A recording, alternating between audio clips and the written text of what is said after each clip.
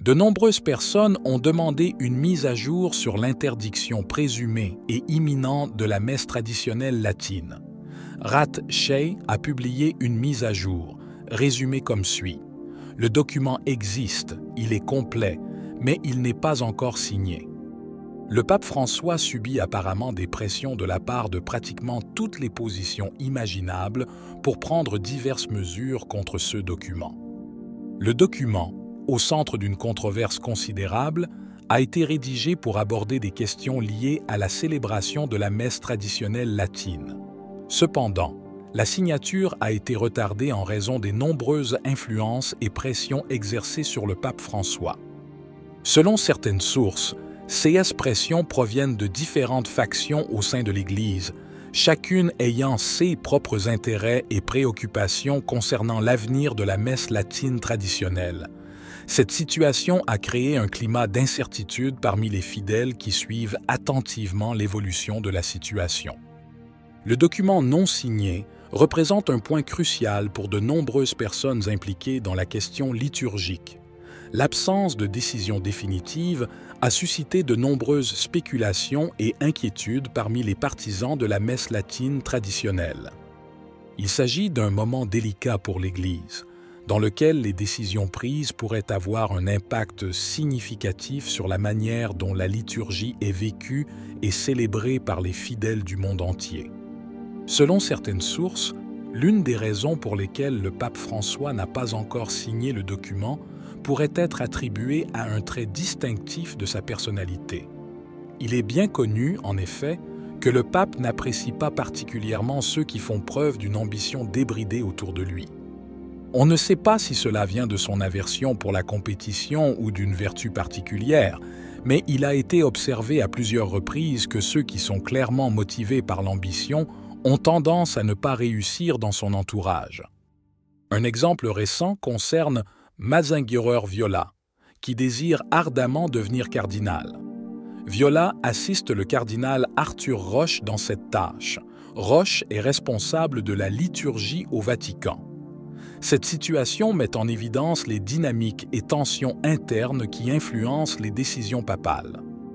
Le pape François a démontré à plusieurs reprises qu'il préfère les collaborateurs qui font preuve d'humilité et de dévouement au service plutôt que ceux motivés par des ambitions personnelles. Ce trait de caractère du pape pourrait être l'une des raisons pour lesquelles la signature du document a été retardée, malgré les pressions reçues de divers cercles de l'Église. Viola a fait pression sur le pape François pour qu'il signe le document, cherchant à faire progresser son rôle et son influence au sein de l'Église. Cette position n'est cependant pas partagée par tout le monde. De nombreux évêques, dont de nombreux prélats de haut rang, ont exprimé leur désaccord avec la publication immédiate du document. Ils ont fait valoir qu'il n'y avait pas de nécessité urgente de changer son état actuel et qu'il y avait des questions plus importantes sur lesquelles concentrer l'attention de l'Église. Cette divergence d'opinion a créé une impasse dans laquelle les opinions les plus modérées semblent avoir prévalu, du moins pour le moment. Malgré les pressions de Viola et de ses partisans, le document n'a pas encore été signé, ce qui suggère que le pape François pourrait être enclin à prendre en compte les préoccupations exprimées par d'autres membres du clergé. Depuis, la situation est variable. Certains diocèses ont reçu de Rome une prolongation de leur indulte pour la messe latine traditionnelle, TLM, leur permettant de ne pas mettre pleinement en œuvre les dispositions de Traditionis Custode. Cela a permis à ces diocèses de maintenir plus de paroisses célébrant la messe latine que ceux que le document autorise officiellement. En revanche, d'autres diocèses ont fait l'objet de restrictions plus sévères, Rome leur refusant de nouvelles prolongations et décrétant la cessation des célébrations du TLM. Pour CS diocèses, la célébration de la messe traditionnelle latine a été interdite et les paroisses concernées doivent désormais suivre les normes liturgiques établies par le Novus Ordo. Il est important de noter que si le document était signé, toutes ces prolongations seraient immédiatement annulées. Presque toutes les sources qui ont confirmé l'existence de ce document affirment qu'il ne permet pas de nouvelles extensions. Par conséquent, Même si le document n'a pas encore été signé et publié, son existence continue de représenter une menace potentielle pour la célébration de la messe traditionnelle latine. Selon Gloria TV, l'Institut du Christ Roi a été expulsé d'une église en Angleterre. Pour ceux qui ne connaissent pas l'Institut du Christ Roi, il est très similaire à la Fraternité sacerdotale Saint-Pierre, FSSP, avec une gouvernance similaire et le même type de relation avec Rome. La principale différence entre les deux réside principalement dans les questions esthétiques et liturgiques. L'Institut du Christ Roi accorde une grande importance à l'art dans la célébration de la messe traditionnelle, avec un accent particulier sur la messe solennelle et la musique qui l'accompagne. De plus, les ornements et vêtements portés par le prêtre pendant la messe sont particulièrement élaborés. Ces deux organisations entretiennent des relations claires et officielles avec Rome, contrairement à la Fraternité Saint-Pie. Cet état d'ambiguïté de la FSSPX est souvent évoqué dans les discussions plus modérées sur leur situation.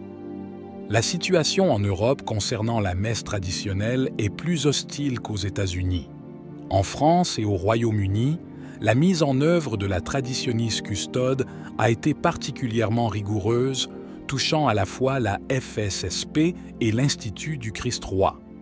Si les États-Unis ne sont pas à l'abri de telles mesures, l'hostilité semble moins prononcée qu'en Europe.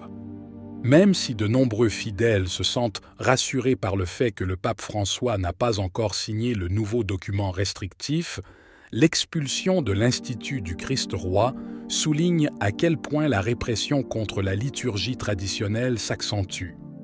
Le CA de l'Institut du Christ Roi à Wigan démontre que les raisons financières avancées par l'archidiocèse étaient spécieuses. En effet, l'Institut avait proposé des solutions concrètes aux problèmes économiques, comme l'achat de l'église et d'une maison pour le curé. Malgré cela, l'archidiocèse a rejeté ces offres, indiquant clairement que le véritable problème était la célébration de la messe traditionnelle. Pour le moment, les prêtres de l'archidiocèse continueront à célébrer la messe traditionnelle latine le samedi, mais les fidèles ne pourront plus remplir l'obligation dominicale avec la messe traditionnelle. Ce rétrécissement s'inscrit dans l'objectif de Traditionis Custode, qui vise à ramener les fidèles à la célébration du Novus Ordo. Les justifications officielles de l'archidiocèse concernant des considérations financières ont été démenties par les faits, comme le démontrent les offres de l'Institut pour l'achat de l'Église et de la résidence des prêtres.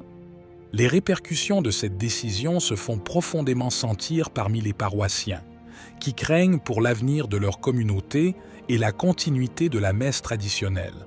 Cette situation reflète une tendance plus large de restrictions et de tensions au sein de l'Église concernant la liturgie traditionnelle.